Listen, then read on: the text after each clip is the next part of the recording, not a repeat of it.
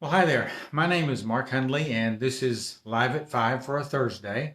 It's been the first one this week. Now, I've had intentions to log on and put myself in front of my camera on my phone and talk to you guys, but honestly, this is the first day this week that I've had a chance to do it, and I had to rush home to get here to make this happen.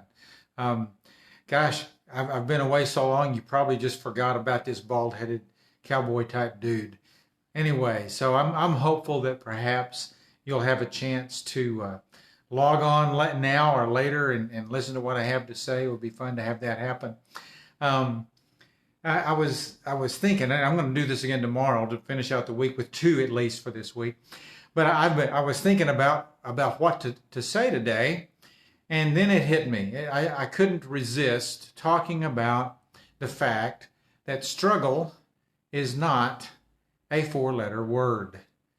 Now, you're looking at me going, well, now, Mark, of course it's not. It's got more letters than that to spell it. Struggle isn't spelled in four letters. That's not what I mean. I think you kind of get the hint. Sometimes I believe that we treat the word struggle as if it were a four-letter word, if it were something to be avoided and hushed up and pushed aside. Every year about this time, and I've been an educator off and on for a number of years, but every year at this time I begin to prepare myself for the onslaught of the struggle speech. You know what those are? Struggle speeches. We've probably given a few ourselves, and I know we've heard them from friends. If you're a parent, you've heard a struggle speech. If you're a parent, you've probably given a struggle speech on behalf of your child. Perhaps you've heard the struggle speech at work or with friends, among friends, family members. The struggle speech goes something like this, and you can fill in the blanks after the struggle. But it's kind of like there's either a worry. If you're in person, there's a worried look. The brow is furrowed and the eyes are narrowed, and you have a very serious look on your face. And if it's on the phone, you hear it. There's a big deep breath, and then the struggle voice comes in, and it's something like, I'm just really, really struggling with this right now. I'm just really having a hard time. I'm really struggling. And the intent of that statement is to get the listener to sympathize with the struggler and say, "Oh dear, that's too bad. What are you struggling about? Tell me more about this." And then the speech continues. You can fill in the blanks. And the intent is to either get a lot of sympathy, or if you happen to be in one of those places of authority or influence that allow you to perhaps ease the struggle or eliminate the struggle, you know where that speech goes. Very often with students, and I work with only juniors and seniors in high school, so they're moving toward life when learning to struggle purposefully and meaningfully is really, really important, and yet we still hear the struggle speech from the student and from the parent. And very often it's, "Mr. Hundley, about 3 weeks into the semester, Mr. Hundley, my student Sally is really, really struggling with pre-calculus, just really having a hard time." And I listen. I used to just jump in and do the rescue bit, and I realized I wasn't doing anything of any good for anybody. And I just sit and listen and said, and she goes, well, like I said, she's struggling, and I mean, it would be nice if Mr. Hundley, if you could just let her drop pre-cal, and I, either on the phone or sometimes in person, which is really better, I look at them and I say, "So she's struggling with pre-cal, and you think that the answer is dropping pre-cal? Is that what I hear you saying?" "Well, yes. I mean, we don't want her to struggle." I say, "You don't want her to struggle? That's a curious statement. What would cause you to want her to avoid struggle?" Well, struggle is hard." "Yes, it is." "Well, struggle is it just upsets her." "I can imagine." But struggle, struggle is it's just not fun." "You're right. Struggle isn't fun." Who the heck ever said struggle was fun? I think you're getting the point. I very rarely now step in to rescue. The reason I fail to step in to rescue and choose to do something different is because I believe that there's a purpose in struggle. Struggle is not something to be avoided. Struggle is not something to be danced around or pushed aside. Struggle needs to be embraced.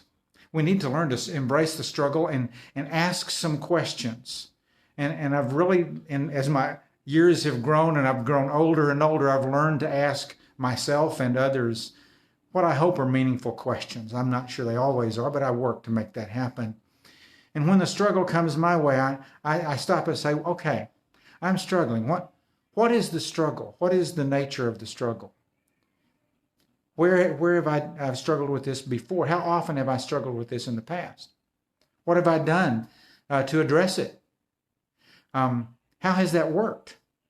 Well, if I'm struggling with the same thing in the same way that I've always been doing it, perhaps what I've been doing hasn't been working very well. And so I stop and I ask myself a different set of questions. Well, I wonder what I could do differently since I'm struggling with this for the 10th time. What could I do differently? What would I want the outcome to be? Rather than coming back to this place to struggle so needlessly and over and over again, what do I want to have happen? How can I get there? Who can help me? Who could I ask for assistance? You see, sometimes I really believe that we feel embarrassed by our struggle. We feel that if we're struggling and we tell someone we're struggling, that we're admitting weakness, or we really want them to just rescue us and get us out of that struggle. But perhaps we need to learn to struggle with purpose. We struggle all the time needlessly and aimlessly, pushing on 2-ton boulders with all of our might, breaking a sweat, really working hard but doing nothing. And that's what I call a needless or pointless struggle. Now, if I were to go back and find some friends and say, hey guys, I got this 2-ton boulder down the road. It's blocking everything that I need to do for the next project, and I have no idea how to get that boulder out of the way. What ideas do you come up with? And so we pull ourselves together around a table and we start putting our thoughts out on the table and talking to one another. And pretty soon we have a plan. We realize that plan takes more than one person.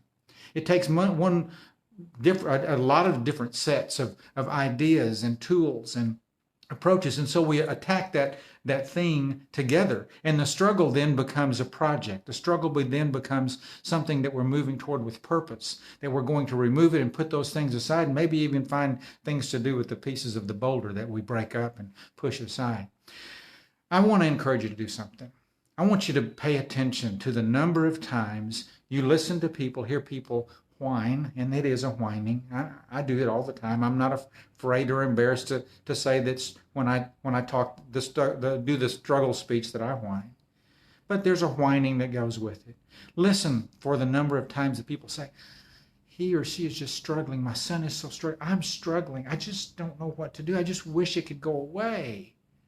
See how many times that happens. See how many times it happens in your own brain, in your own heart, in your own life. And see if you might just stop and ask yourself some of the same questions I work to ask myself, and I ask those of students and clients as well. Questions that move us toward a purpose and a solution rather than just reinforcing the fact that something is hard. You know, that something worth doing will always have struggle attached. Something worth attaining will always have challenges. Something worth moving forward toward and creating always has some sort of a difficulty attached to it.